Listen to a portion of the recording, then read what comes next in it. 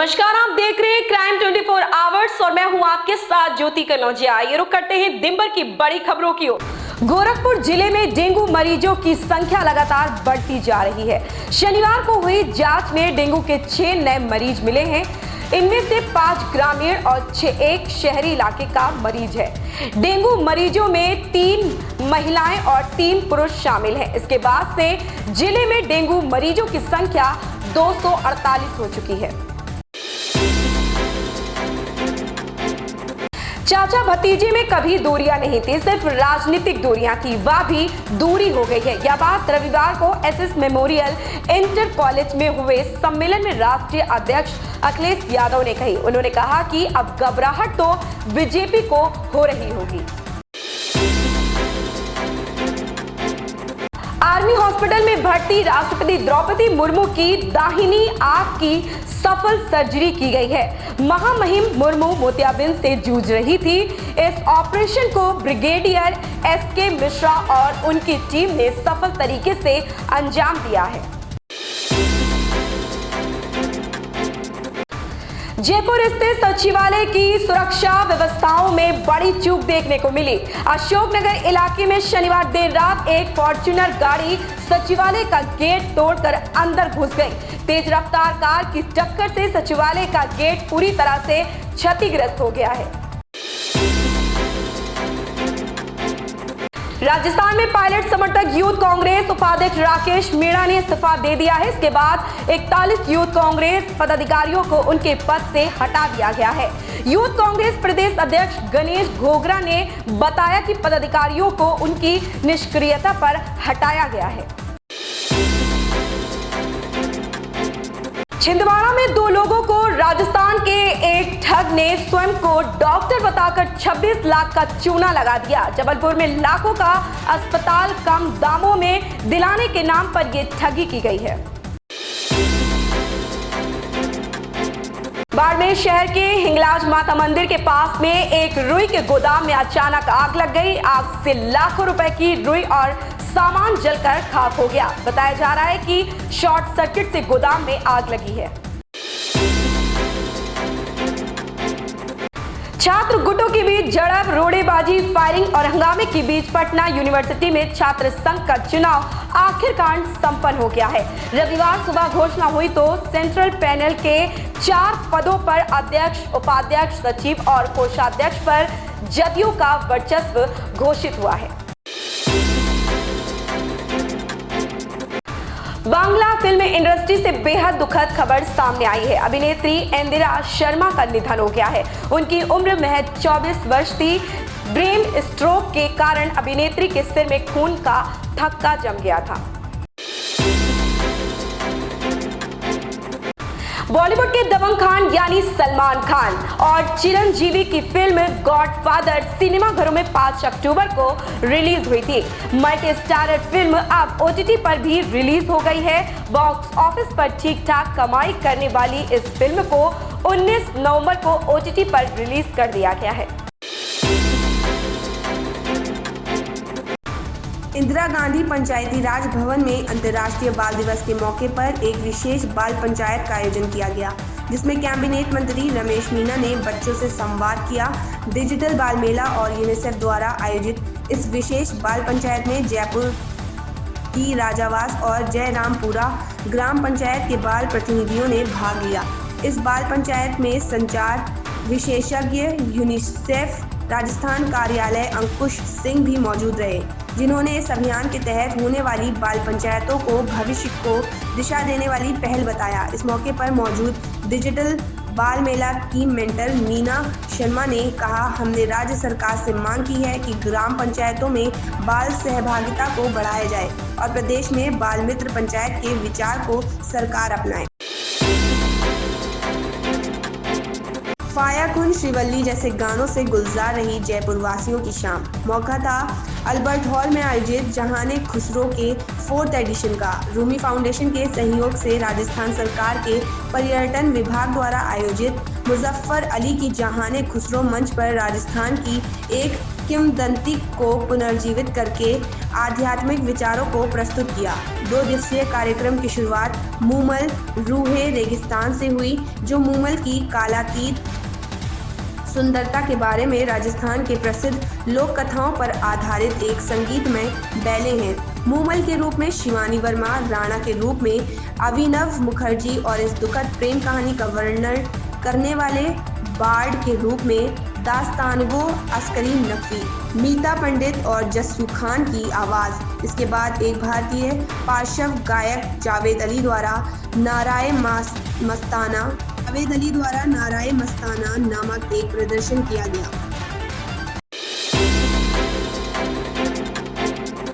सावरकर पर राहुल गांधी के बयान पर विरोध जोधपुर में भी नजर आया। शहर के न्यू पाल रोड शास्त्री नगर थाने के पास शनिवार को भारतीय जनता पार्टी युवा मोर्चा के कार्यकर्ताओं ने प्रदर्शन कर विरोध जताया। कार्यकर्ताओं ने राहुल गांधी का पुतला जलाया और उनसे सावरकर के बयान पर माफी की मांग की। युवा मोर्चा के जिलाध्यक्ष गौरव जैन ने बताया कि सावरकर ने अंग्रेजों की यातनाएं सही। उनके खिलाफ कांग्रेस सांसद का यह बयान शर्मनाक है। इसीलिए आज युवा मोर्चा के कार्यकर्ताओं ने विरोध प्रदर्शन कर पुतला जलाया। प्रदर्शन में युवा मोर्चा मसूरिया सहित कई प्रखंड के कार्यकर्ता भी शामिल हुए। युवा मोर्चा की टीम ने पाल रोड से शास्त्री नगर थाने तक रैली भी निकाली और राहुल गांधी के बयान पर नारेबाजी भी की। इसके बाद थाने के सामने तिराहे पर एकत्रित होकर प्रदर्शन किया।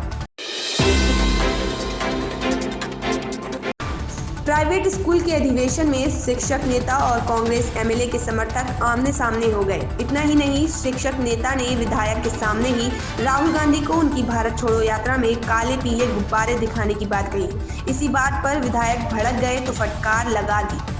कुछ ही देर में दोनों के समर्थकों के बीच नारेबाजी होने लगी। देखते ही देखते बात इतनी बिगड़ गई कि दोनों समर्थकों के बीच जमकर लात घूंसे चले। इतना ही नहीं, दोनों के समर्थकों ने बीच सड़क पर एक दूसरे को जमकर गालियां दी। मामला टोंक जिले के उनियारा विधानसभा क्षेत्र में शनिवार का है। टोंक जिले के उनियारा विधानसभा क्षेत्र में शनिवार को प्राइवेट स्कूल की ओर से प्रदेश स्तरीय अधिवेशन का आयोजन किया गया था। घर से मेन रोड को जोड़ने वाले कच्चे रास्ते का विवाद 2 परिवारों में विवाद की वजह बन गया। चचेरे रिश्तेदारों ने पहले तो खेती और पगडंडी पर बिजली पोल आड़ा कर रास्ता रोक दिया, लेकिन बात नहीं बनी तो परिवार की चचेरी बहू के साथ मारपीट की। इतना मारा कि वह 3 दिन से अस्पताल में भर्ती है। वारदात के वक्त पीड़िता उसकी कुछ परिचित महिलाओं के साथ घर लौट रही थी, वहीं उसका पति किसी काम से बाहर गया था। मामला कसारवाड़ी थाने का है। जांच अधिकारी एससी युवराज सिंह ने बताया कि नालपाड़ा निवासी श्यामलाल डामोर ने रिपोर्ट दी थी। बताया कि 18 नवंबर की शाम करीब 7 बजे उसकी पत्नी सुशीला गांव की कुछ परिचित महिलाओं के साथ घर लौट रही थी। तभी बीच रास्ते में उसके चचेरे परिवार के व्यस्ता डामोर, रमसू डामोर, नंदलाल डामोर सहित 6 आरोपियों ने सुशीला के साथ लकड़ी और पत्थरों से मारपीट की। इस बीच साथी महिलाओं ने बीच बचाव कर उसे छुड़ा लिया। श्यामलाल डामोर ने बताया कि चचेरे भाइयों से उसका मकान करीब 300 मीटर दूर है। उनका घर पीछे की ओर है, जिन्हें मेन रोड तक पहुंचने के लिए आरोपियों के जमीन से गुजरने वाले रास्ते से जाना पड़ता है। आरोपियों की ओर से रास्ते को बंद कर दिया गया है। ऐसे में उनकी सड़क में अप्रोच खत्म हो गई है। इस विवाद को लेकर उसने पहले 6 और 22 अक्टूबर को भी थाने में लिखित शिकायत दी थी, लेकिन सुनवाई नहीं होने से आरोपियों के हौसले बढ़ गए हैं। कांग्रेस सांसद राहुल गांधी की भारत जोड़ो यात्रा इन दिनों काफी सुर्खियां बटोर रही है। इस यात्रा को शुरू हुए 2 महीने से अधिक का समय हो चुका है। अब तक मनोरंजन जगत के कई कलाकारों का राहुल गांधी को समर्थन मिला है, जिसमें पूजा भट्ट, सुशांत सिंह और रिया सेन जैसे सेलेब्स के नाम शामिल हैं। अब इस लिस्ट में big boss fame Rashmi Desai और एक्ट्रेस आकांक्षा पुरी का नाम शामिल हो गया है।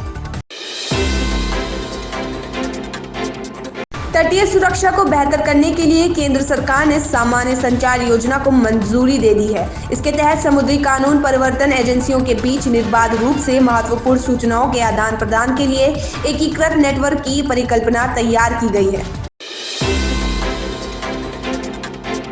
तकनीकी समस्या के चलते मुंबई कालीकट सेक्टर से संचालित एयर इंडिया 581 फ्लाइट सुबह उड़ान नहीं भर सकी। बताया जा रहा है कि सुबह 6:13 बजे पुशबैक के बाद विमान में तकनीकी समस्या पाई गई, जिसके बाद 6:25 बजे उसे वापस लाना पड़ा।